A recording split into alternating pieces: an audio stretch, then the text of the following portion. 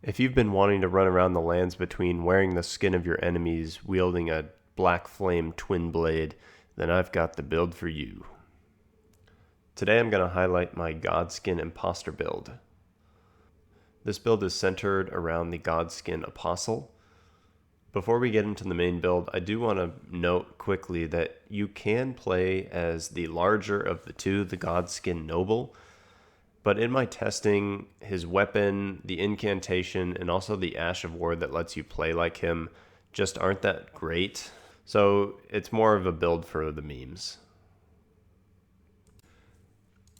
Our weapon setup is very simple. We're going to use the Godskin Peeler and the Godslayer's Seal. You thought Eleonora's pole blade was good. She's got nothing on the Godskin Peeler.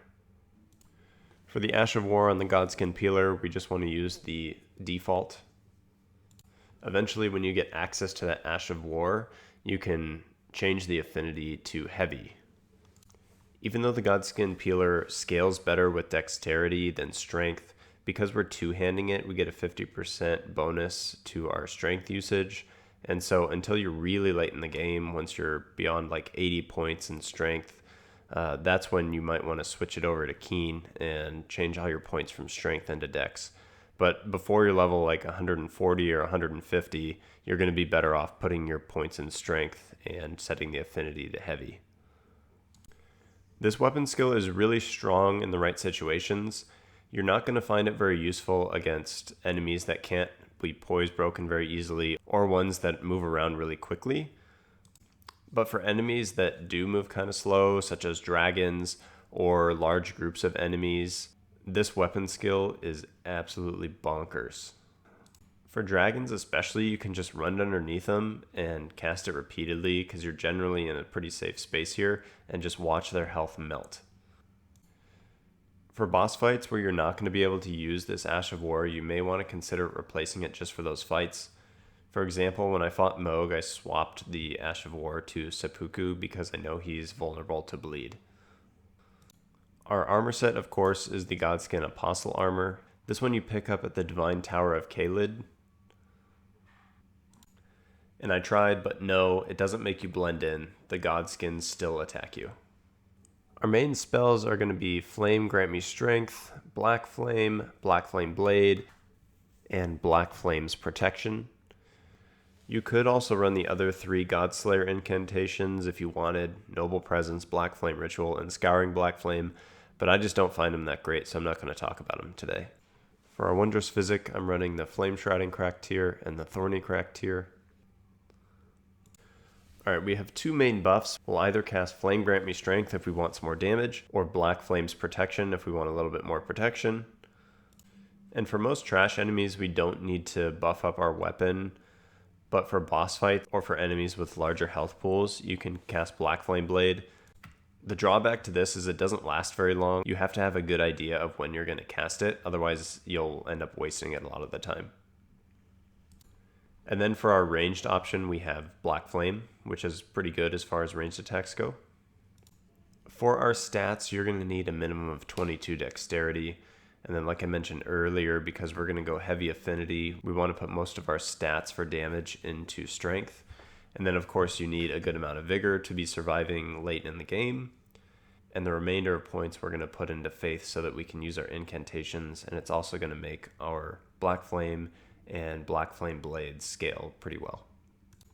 We don't really need any mind or endurance here. Our spells don't use a lot of FP, and dual wielding a light twin blade like this doesn't use a whole lot of endurance. Plus our armor set is pretty light, so we don't need any points there. It really doesn't matter what class you start as, but people always end up asking me, so I'll tell you, for this one I ended up using the Vagabond. For our talismans, you definitely want the Wing Sword Insignia, or if you have it, the Rotten Wing Sword Insignia is great, and if you didn't end up getting that one on the playthrough, you could use Millicent's Prosthesis. Also the Godskin Swaddling Cloth, because we're actually going to be generating quite a bit of HP through successive hits. And the Old Lord's Talisman is also going to come in handy for both our Flame Grant Me Strength and our Black Flame Blade. Even though it only adds about 2 seconds to Black Flame Blade, you'd be surprised at how useful it actually is to get that extra hit off.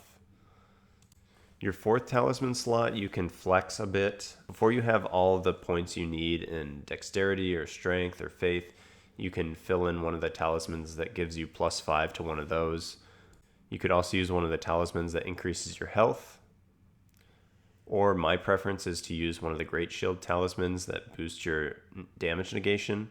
And then for fights where you need one for a specific elemental class, you can equip the Pearl Drake talisman or one of the Halleck Drake talismans that reduce elemental damage. With these equipped, you can get your damage reduction up to around 60%, which is pretty solid. When fighting most enemies, I like to run up to them using a heavy attack. It results in 4 attacks from your twin blade, which will either kill them or give you the opening to use 1 more light attack for a total of 6 attacks, and most enemies will die after this. For stronger enemies, I'll just buff with Black Flame Blade real quick. That'll pretty much always finish them off. When fighting bosses, the only addition to that is you'll either use your Black Flame's protection or Flame Grant Me Strength prior to starting the boss fight. And then you'll want to be casting Black Flame Blade when you have an opening in the fight.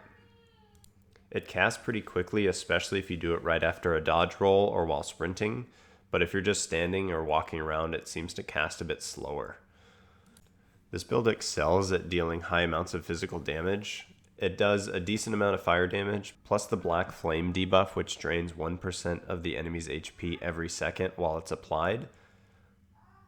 It doesn't stack, but you do want to keep it up as often as you can, which is why you want to be hitting the enemy as often as possible to keep this debuff on. It's also worth noting that the skill Black Flame Tornado does not require you to buff Black Flame before using it. It automatically applies it while using that weapon skill. You'll enjoy this build if you like the Black Flame aesthetic. Also, if you enjoy two-handing a twin blade. This is more of an endgame build because it requires quite a few points to make it work. Also, some of the equipment you don't get till much later in the game, such as the Godskin Peeler, which is in Northern Altus Plateau, and the armor set, of course, is the Divine Tower of Caelid, which can be really challenging if you're any level lower than around 80. I played this build from around 85 to 125, and I'm at the last couple bosses in the game, and it's been doing really well, plus I've really enjoyed playing it. It has a pretty good toolkit that gives you a good amount of options for dealing with different situations. Plus, playing as one of the Godskins is pretty fun. Alright, that's it for the video today. Hope you enjoyed it. We'll see you next time.